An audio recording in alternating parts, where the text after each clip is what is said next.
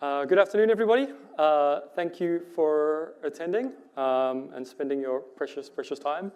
I hope that this is one of the more fun talks you attend, and also that you come away with a new tool in your toolbox. I genuinely believe this is a key to making more engaging XR and experiences and more engaging interactions with characters in VR. So let's begin. I have a lot to get through, so I'm going to move pretty fast, but I'll post the links. I'll post the slides on my LinkedIn afterwards, so you can find me on there for that. But yeah, my hopes for this presentation is that you, by the end, you know what physics-driven animation is, or what I mean when I refer to it. You're convinced that it's awesome, and that you have some idea of how to get started if you didn't before. So who am I? My name's Richard. I am a tech lead at Night School Studio. We were acquired by Netflix 2 years ago as they decided to get into games. So technically, I work for Netflix. And right now, we are working on my team is working on a cool new game that I'm definitely not allowed to talk about. And yeah, none of this has got anything to do with that, I'm afraid. So if you came hoping to get the scoop on Netflix, you're not going to find it here. This is really a personal passion of mine and relates to a lot of the work I did before joining Night School. So about that work, before I worked at a company called Free Lives. They're based in Cape Town, South Africa. I'm from Cape Town. That's my strange accent. I live in Los Angeles now, though. And yeah, I worked at Free Lives, and then I co-founded a small punk game team with my friends called Team Laserbeam for a little bit. The first game I worked on at Free Lives was called Broforce. It was like a 2D run-and-gun action shooter, kind of Expendables meets Contra, basically. Super juicy gameplay, and really like leaned in on physics to kind of create like these really responsive, explosive, joyous experiences. After that, I worked on a game called Genital Jousting. This is going to be moderately explicit, which is a game about a penis having an existential breakdown. It was actually nominated for an IGF award for narrative, which not many people know. Most people don't even know it has a story mode, but it has an hour-and-a-half long story mode. And yeah, this game was my first major foray into physics. You can see the characters effectively just a ragdoll, and it's all been operated on using forces and joints rather than traditional animation. After that, I started Team Laserbeam, and we made this like fun little punk game. We did a split with the band. They made 6 songs. We made 6 games. This was kind of the penultimate mini game where you go. The whole goal is you're a kid trying to go watch your favorite band, and this is like the penultimate scene where you get to go watch that band. And we use physics to kind of create this sort of animated experience that kind of tries to capture the chaos and joy of a mosh pit. Cool, so what actually is physics-driven animation?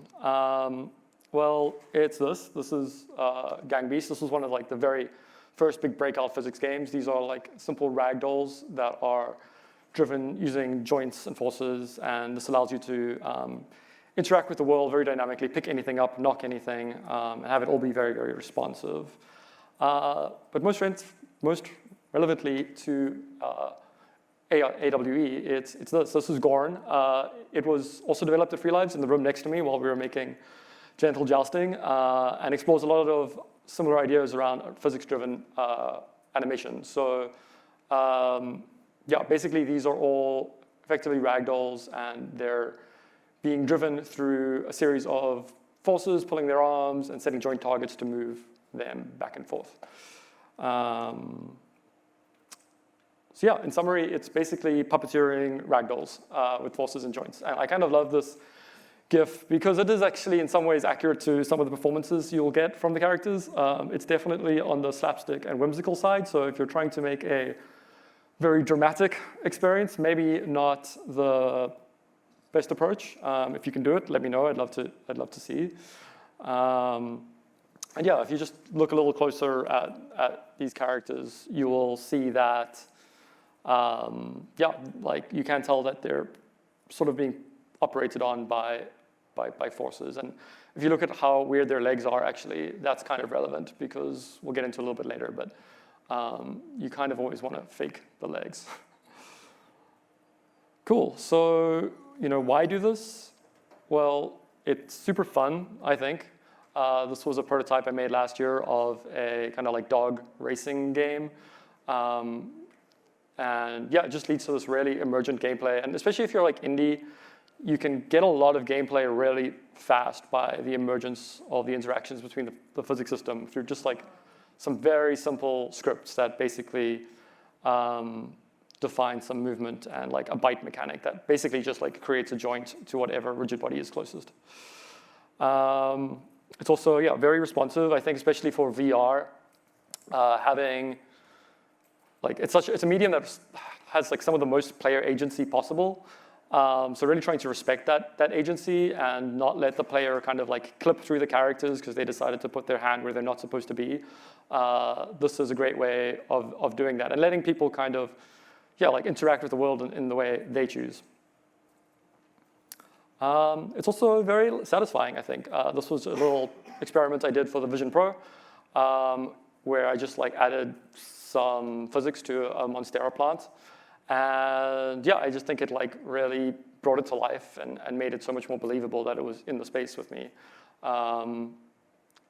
Interestingly, Apple didn't think this counted as an app when I tried to upload it to the App Store, which is kind of fair, but yeah. So yeah, I'm going to quickly blast through the building blocks of the physics system, just in case you're not familiar with it. It'll just set us up with a shared vocabulary. So basically, the main concepts you'll need to know are colliders, rigid bodies, and physics materials.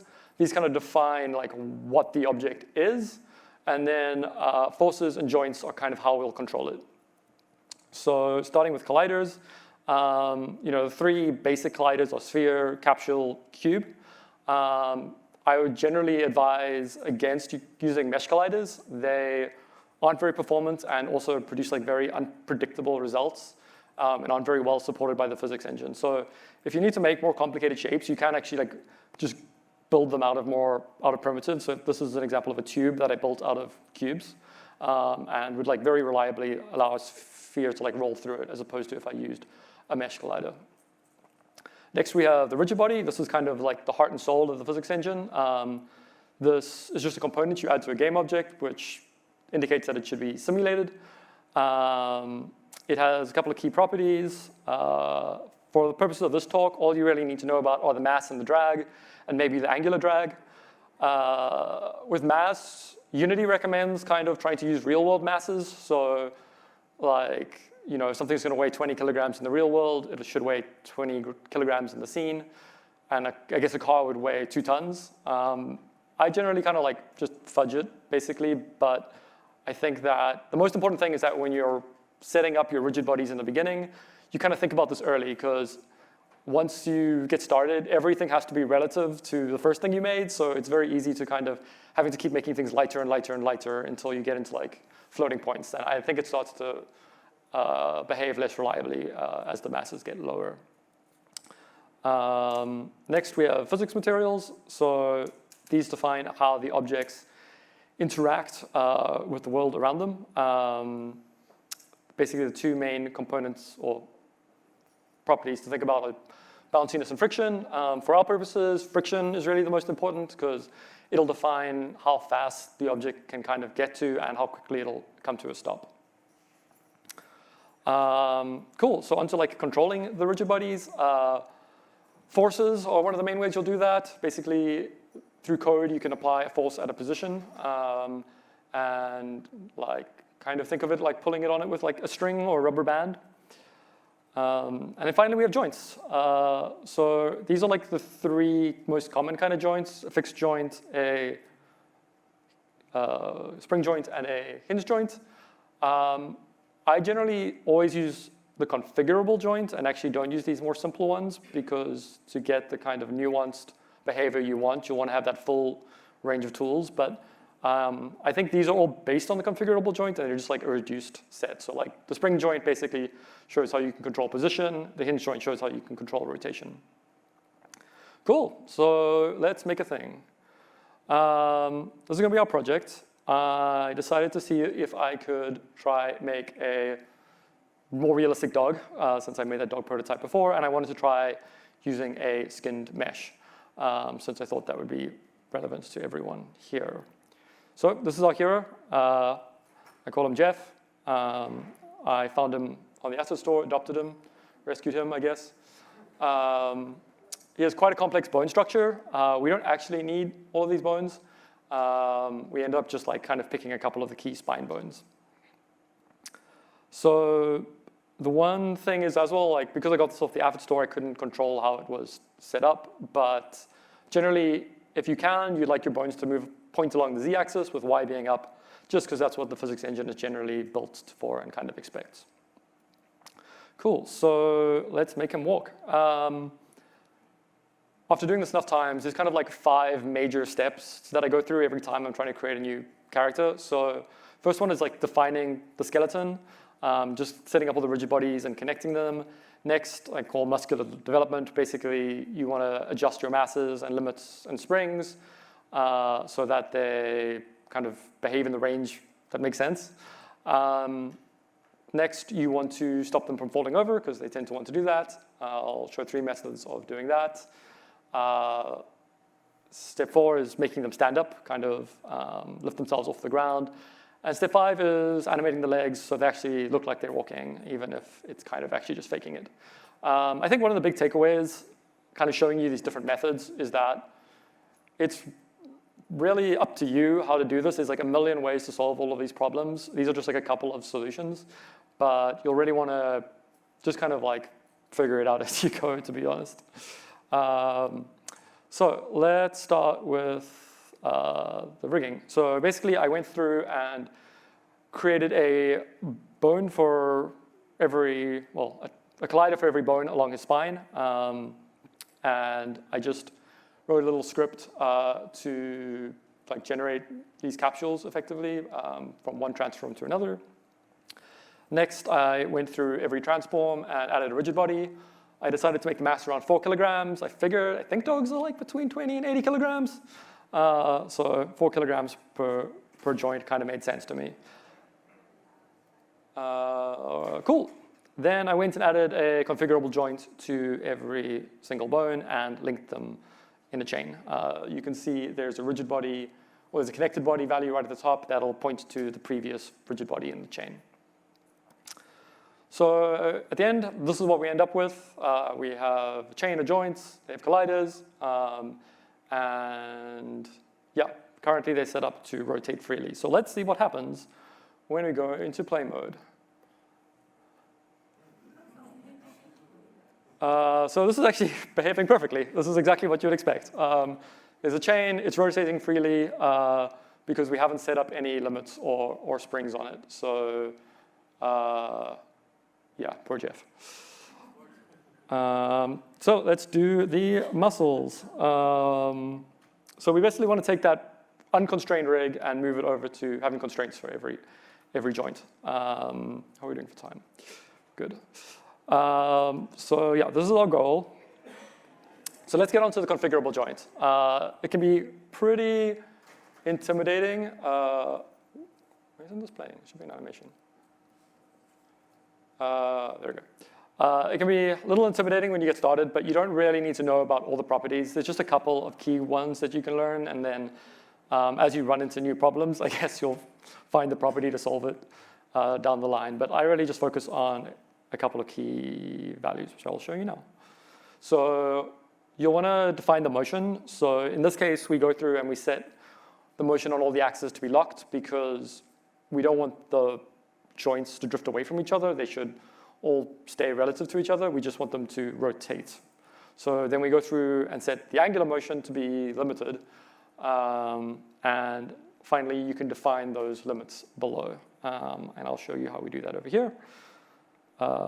So there's this nifty little gizmo tool, which I love.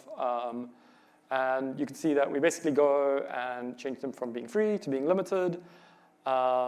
And then we can go over to the gizmos and adjust those ranges.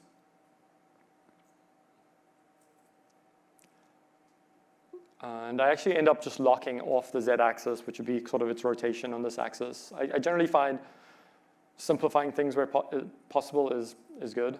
So yeah, we just kind of pick what looks like eyeball what looks like reasonable ranges, and you can go and customize them later once you know a bit more what you want exactly. So yeah, this is what we have now, a constrained joint chain. So cool, let's see how Jeff's doing. Much better. He's a bit of a space cadet, but he's got some sort of composure and poise, and kind of acts like a rubber sausage now. I didn't show it earlier, but there's a spring values for all the limits, which I can now adjust here. If I set them to 0, you'll see what it does without them. So you can kind of set it up the way you like. I actually think this would be a better setup for our purposes, not to have a spring. Cool. So you can see that he's like rotating pretty laissez-faire. So let's rein that in. So things have a tendency to want to fall over, especially as soon as you start to pull on them. So there's a couple of different solutions to this. One method is you could adjust the center of mass, effectively creating a keel. This is like a very low effort, or like a pretty quick way to do it. And I think it can be kind of cool because if you do it dynamically, you could kind of use it to have someone set themselves upright when they fall over and then put their mass back to normal. So I think you could get some interesting behavior out of that. Another approach is to pull on it with strings, basically. That's the way I think about it. You apply force of equal and opposite magnitude on each side of it. And it'll basically pull itself in alignment. This can be pretty useful for doing horizontal alignment. So if you want the dog to face in a certain direction, you could actually just pull on its head with one force and its tail with another. And if they're equal forces, it won't go anywhere. It'll just rotate to face the correct direction. But the way I ended up doing it was actually a little bit more complicated. I wrote a custom script that is basically an angular spring. It basically provides a counter torque to rotate it back into position. This is that script. I got ChatGPT to comment it, so I don't know if the comments are any good, but hopefully they help. Yeah, and if you would like to know a bit more about how this works, I basically took the idea from this talk, which is really, really good, and it also shows you how to write a suspension script, which I show a little bit later. So back to Jeff. Where are we? Okay, so rotating freely.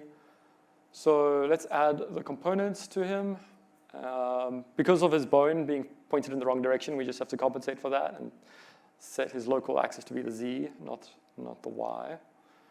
And cool, he's kind of standing up right now. If we jostle him around, he's not phased. He'll stay upright. Cool, step 4, learning to stand. So up until now, Jeff's kind of been floating in the space. That's been an easy way to kind of test the joints. But ultimately, he could be knocked by anything and drift off into infinity. So we'll want to apply some gravity to him. But as soon as we do that, now he's falling to the ground. Right now, the colliders are just defined along his spine, so that's the point he falls to. As a later stage, you probably want to expand those colliders to represent his full chest.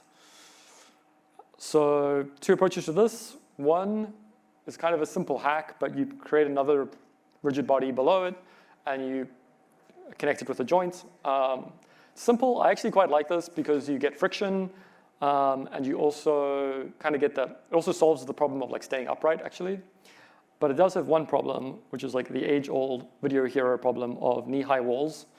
If you do have terrain that's uneven, it will get stuck very quickly, and that'll be a problem. So instead, for Jeff, I wrote a custom script similar to that rotational script. And it basically recasts to the ground and figures out what the correct height is and what the difference is, and then we'll apply a target force to get the character up there. Basically a spring. And this is the same slide. What is going on here?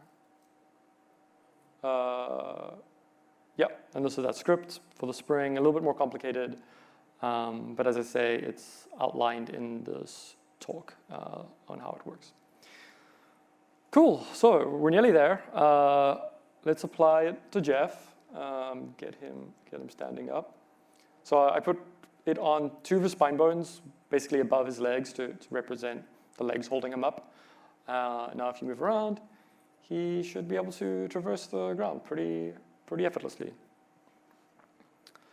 Okay, so let's blast through the last few steps because we're almost at time. Basically, now the last step is like, how do we get him to actually walk around? Quick side note, I'm moving him by just applying a simple force to his chest. So yeah, that's actually pretty straightforward. And I guess like one of the key takeaways from this whole approach is that you generally want to fake, why is this displaying? You generally want to fake walking most of the time and not actually have characters actually like drive themselves with their bones. This isn't supposed to be a video, but oh, there we go.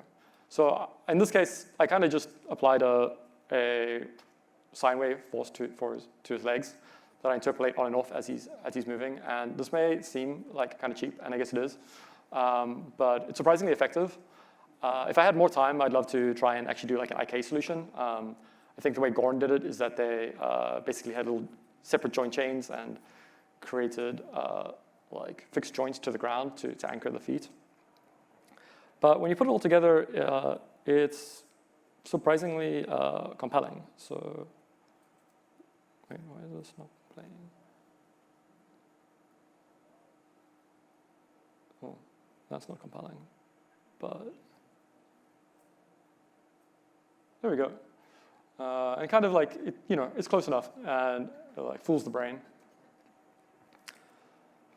So in conclusion, this was one last animation I quickly threw in, and all I'm doing here is applying an impulse to the head, which is like one line of code, and now I have a new animation. So the beauty of the system is like once you get the rig set up, you can like really add a lot of animations that can like layer and on top of each other really fast. And yeah, like finally, I just decided since we are at AWE, I would bring Jeff to AWE. So just threw him onto the Apple Vision Pro, have him run around, and it's pretty delightful. I made him look at my hand, which I thought was pretty cute.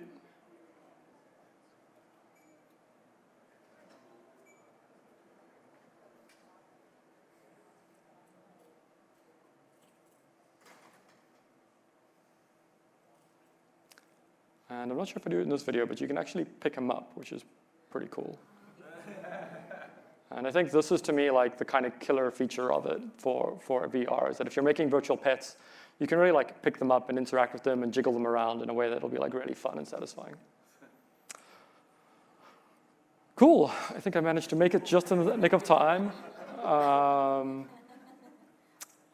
This is a reference to that talk. And as I said, I will put my slides up on LinkedIn later. Yeah. Is there any questions? Can you go back? Sure. Sorry.